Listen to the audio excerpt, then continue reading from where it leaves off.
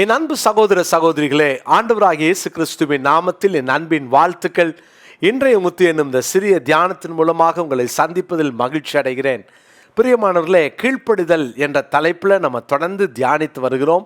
1 Samuel 15:22 நான் வாசிக்கிறேன்.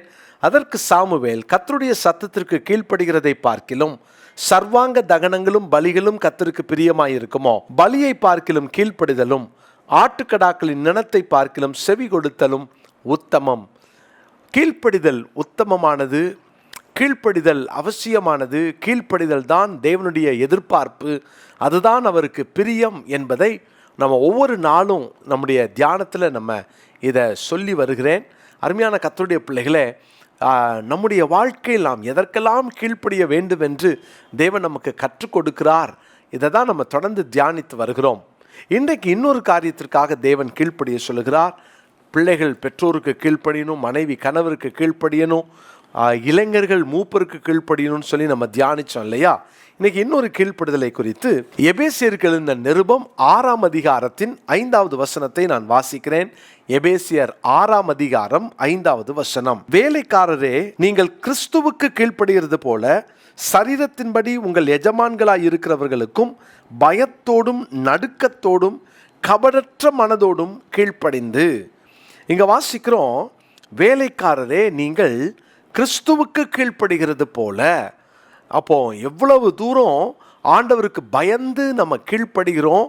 அதை மாதிரி உங்கள் எஜமானுக்கு, சரீரத்தின்படி உங்கள் எஜமான்களாய் இருக்கிறவர்களுக்கும் பயத்தோடும் நடுக்கத்தோடும் கபடற்ற மனதோடும் கீழ்ப்படிந்து. பாருங்க, இங்கே வாசிக்கிறோம், நீங்கள் உங்கள் எஜமானுக்கு கீழ்ப்படிய வேண்டும். பிரியமானவர்களே, நமக்கு ஆண்டவர் இந்த உலகத்தில் நல்ல வேலையை தருகிறார். இந்த வேலையை ஒரு எஜமான் மூலமாக பெற்றுக்கொள்கிறோம். தேவன்தான் இந்த எஜமான்களை ஏற்படுத்துகிறவர். அப்போது நமக்கு சம்பளம் கொடுக்கிற எஜமான்களுக்கு நாம் கீழ்ப்படிய வேண்டும். இது ரொம்ப அவசியமான காரியம். அருமையான கர்த்தருடைய பிள்ளைகளே, கவர்மெண்ட் ஆஃபீஸில் வேலை பார்க்குறீங்களா? உங்கள் மேல் அதிகாரிக்கு நீங்கள் கீழ்ப்படிய வேண்டும். உங்களுடைய வேலை ஸ்தலத்தில் உங்களுக்கு மேலே இருக்கிறவர்களுக்கு கீழ்ப்படிய பழகுங்க. சிலவங்களுக்கு தங்களுக்கு மேலே இருக்கிறவங்கள பிடிக்காது, அவங்களுக்கு கீழ்ப்படிய மாட்டாங்க, அவர்களை எதிர்த்து பேசுவார்கள். அதனால் அவங்களுடைய ஆசீர்வாதத்தை இழந்துருவாங்க. வேதத்தின்படி நடந்தீங்கன்னா கர்த்தருடைய ஆசீர்வாதத்தை பரிபூரணமாக நீங்கள் அனுபவிப்பீங்க. அருமையான தேவனுடைய பிள்ளைகளே, நீங்கள் கொலோசியருக்கு எழுதின நிருபம் 3ஆம் அதிகாரம் 22வது வசனத்தை நான் வாசிக்கிறேன். கொலோசியர் 3:22. வேலைக்காரரே, சரீரத்தின்படி உங்கள் எஜமான்களாய் இருக்கிறவர்களுக்கு எல்லா காரியத்திலேயும் கீழ்ப்படிந்து நீங்கள் மனுஷருக்கு பிரியமாக இருக்க விரும்புகிறவர்களாக பார்வைக்கு ஊழியம் செய்யாமல். ரொம்ப முக்கியமானதை சொல்கிறாரு, நீங்கள் பார்வைக்கு ஊழியம் செய்யாதீங்க. அவங்க பார்க்குறாங்க, எஜமான் பார்க்குறாரு, எனக்கு மேல் அதிகாரி பார்க்குறாங்க, என் டீம் லீடர் பார்க்குறாங்க, அதனால நான் செய்யணும்.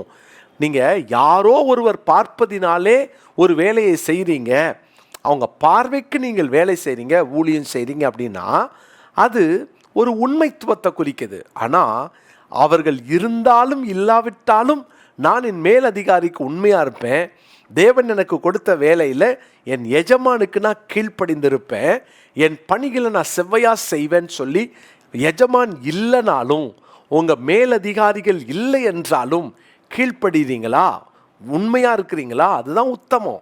அதனால தான் மத்தேயு 25:21 நல்லது உத்தமமும் உண்மையும் உள்ள ஊழியக்காரனே என்று ஆண்டவராகிய இயேசு அந்த உவமையில் சொல்லி அழைக்கிறார்.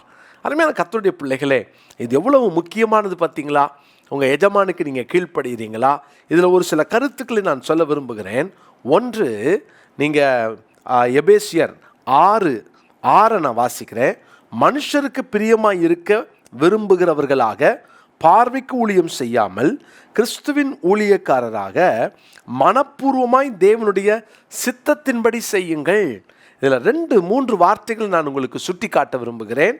5ஆம் வசனத்தில் பாருங்க, சரீரத்தின்படி உங்கள் எஜமான்களாக இருக்கிறவர்களுக்கு பயத்தோடும் நடுக்கத்தோடும் கபடற்ற மனதோடும் கீழ்ப்படிந்து. பயம், நடுக்கம், கபடற்ற மனது, இதை தான் கர்த்தர் எதிர்பார்க்கிறார். நீங்கள் உங்கள் வேலை ஸ்தலத்துக்கு அடிமையாக இருக்க வேண்டாம், உங்கள் எஜமானுக்கு நீங்கள் அடிமையிலாம் இருக்கக்கூடாது, ஆனால் கிறிஸ்துவுக்கு கீழ்ப்படுகிறது போல கீழ்ப்படியணுமா. உங்கள் வேலையில் பயபக்தியாக இருங்க.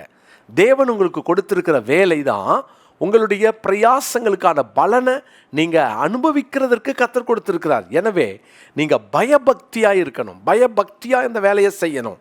நடுக்கத்தோடு அந்த வேலையை செய்யணும். ஏனோ தானோ அல்ல.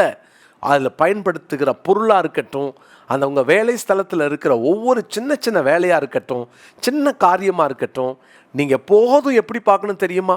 நான் அப்படி பார்த்துருக்கிறேன். எனக்கு என்னுடைய ஆவிக்குரிய தகப்பனார் அப்படி சொல்லி கொடுத்துருக்குறாங்க. ஒரு பொருளை என்னுடைய பொருளாக பார்க்கணும். அந்த வேலை ஸ்தலத்தில் அது என்னுடையது, நான் அதை கவனமாக கையாளணும். அந்த நடுக்கம் இருக்கணும். அப்போ தான் கர்த்தர் ஆசீர்வதிப்பார். ஆண்டவர் அப்போ தான் உயர்த்துவார். இதை கேட்டுக்கொண்டிருக்கிற என் அன்பு சகோதரனே சகோதரியே, பயத்தோடும் நடுக்கத்தோடும் கபடற்ற மனதோடும் நீங்கள் சும்மா பார்க்கும்போது ஒரு வாழ்க்கையும், அவங்க இல்லாத நேரம் ஒரு வாழ்க்கையும், சில நேரம் பார்த்திங்கன்னா தங்களுடைய சொந்த ஸ்தாபனத்தையே வெளியே விட்டு கொடுத்து பேசுகிற நிறைய வேலைக்காரங்க இருக்காங்க. உங்களுக்கு சம்பளம் குறைவாக இருக்கலாம், அல்லது வேலை பளுக்கள் அதிகமாக இருக்கலாம். கர்த்தருடைய பிள்ளைகளே, எனக்கு இந்த வேலையை தந்திருக்கிறீங்களே, நன்றி, ஞானமாக செய்ய உதவி செய்யுங்கன்னு ஜோம் பண்ணுறீங்களா? உங்கள் வேலை ஸ்தலத்துக்காக நீங்கள் ஜோம் பண்ணுறீங்களா? பிரியமானவர்களே, நீங்கள் வேலை பார்க்குற உங்களுடைய ஆஃபீஸ், உங்களுடைய எஜமான் உங்களை வேலைக்கு எடுத்திருக்கிறார் இல்லையா, அந்த அலுவலகமானது உங்கள் நிமித்தம் ஆசீர்வதிக்கப்படணும். அதை எப்போதும் நீங்கள் சொல்லி ஜெபம் பண்ணுங்க. ஆண்டவரே, நான் இங்கே வேலை பார்க்குறேன், என் நிமித்தம் இந்த அலுவலகம் ஆசீர்வதிக்கப்படணும். ஜெபம் பண்ணி பாருங்களேன், உங்களால் கர்த்தர் ஆசீர்வதிப்பார். யோசேப்பின் தேவனை தானே நம்ம ஆராதிக்கிறோம். அப்போ யோசேப்புக்கு அப்படிப்பட்ட ஒரு அற்புதத்தை செய்த ஆண்டவர், யோசேப்பின் நிமித்தம் தேசம் ஆசீர்வதிக்கப்படும் போது உங்களுடைய சின்ன ஆஃபீஸை உங்கள் நிமித்தம் கர்த்தர் ஆசீர்வதிக்க மாட்டாரா? உங்களை கர்த்தர் உயர்த்த மாட்டாரா? பயபக்தியாக இருங்க.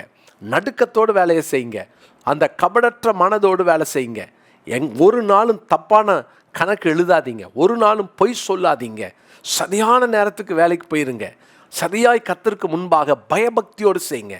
அருமையான தேவனுடைய பிள்ளைகளே, ஒவ்வொரு நாளும் தேவனுக்கு நான் கணக்கு கொடுக்கணுன்ற அந்த உணர்வோடு நம்ம தேவன் கொடுத்த இந்த வேலையை செய்தால் கர்த்தர் எவ்வளவு ஆசீர்வதிப்பார். அப்போஸ்தலனாகிய பவுல் தீத்துக்கு எழுதும்போது 2ஆம் அதிகாரத்தின் 10வது வசனத்தில் எப்படியாய் சொல்லுகிறார்? தீத்து 2:10, தங்கள் எஜமான்களுக்கு கீழ்ப்படிந்திருந்து எதிர்த்து பேசாமல் எல்லாவற்றிலும் பிரியமுண்டாக நடந்து கொள்ளவும் திருடாமல் இருந்து சகல விதத்திலும் நல்லுண்மையை காண்பிக்கவும் புத்தி சொல்லு. ஒரு நாளும் உங்கள் வேலை ஸ்தலத்தில் இருக்கிற பொருள் மேலே ஆசை வரவே கூடாது. ஒரு நாளும் தப்பு கணக்கு எழுதுறதுல ஆசை வந்துடக்கூடாது. ஒவ்வொரு சின்ன சின்ன விஷயத்தில் உண்மையாக இருங்க. ₹1 உண்மையாக இருங்களேன், கர்த்தர் உங்களை நம்பி கோடிகளை தருவார். நான் சேலஞ்ச் பண்ணுறேன், கர்த்தர் உங்களை ஆசீர்வதிப்பாராக. அருமையான கர்த்தருடைய பிள்ளைகளே, எதிர்த்து பேசாதீங்க. உங்கள் எஜமான்களுக்கு பயந்துருங்க. எஜமான்களுக்கு நீங்கள் கீழ்ப்படிந்துருங்க. அதுதான் வேதம் கற்றுக் கொடுக்குற பாடம். இன்றைக்கி கர்த்தர் உங்களுக்கு கொடுத்துருக்கிற வேலையில் அது எவ்வளோ பெரிய வேலையாக வேணா இருக்கட்டும், நீங்கள் அதில் எவ்வளோ பெரிய தலைவராக இருந்தாலும் உங்கள் தலைவருக்கு நீங்கள் யாருக்கு கணக்கு கொடுக்கணுமோ அவர்களுக்கு பயந்து நடங்க, உண்மையாக இருங்க, கபடற்ற மனதோடு வேலை செய்யுங்க. கர்த்தர் உங்களை ஆசீர்வதிப்பார். இந்த நாளுக்குரிய மனப்பாட வசனத்தை குறித்து கொள்ளுங்கள். கொலோசியருக்கு எழுதின நிருபம் 3ஆம் அதிகாரம் 22ஆம் வசனம். கொலோசியர் 3:22. கர்த்தர் உங்களை ஆசீர்வதிப்பாராக. ஜெபிக்கலாமா? நல்ல தகப்பனே, எங்களுக்கு கொடுத்திருக்கிற எங்கள் பணிகளிலே, எங்கள் வேலைகளிலே ஆண்டவரே, எங்கள் எஜமான்களுக்கு நாங்கள் கீழ்ப்படிந்து பயத்தோடும் நடுக்கத்தோடும் ஆண்டவரே அந்த தாழ்மையோடு ஆண்டவரே கபடற்ற மனதோடு எங்கள் வேலைகளை செய்து கர்த்தருக்கு பிரியமாய் நாங்கள் வாழ எங்களுக்கு உதவி செய்யும். ஆண்டவரே, எங்கள் நிமித்தம் எங்கள் அலுவலகம் ஆசீர்வதிக்கப்படட்டும். இப்படிப்பட்ட நல்ல தரிசனத்தோடு உடைய பிள்ளைகள் தங்கள் எஜமான்களுக்கு கீழ்ப்படிந்து நடக்க கிருபை தாரும். இயேசுவின் நாமத்தில் ஜெபிக்கிறேன் நல்ல பிதாவே, ஆமென்.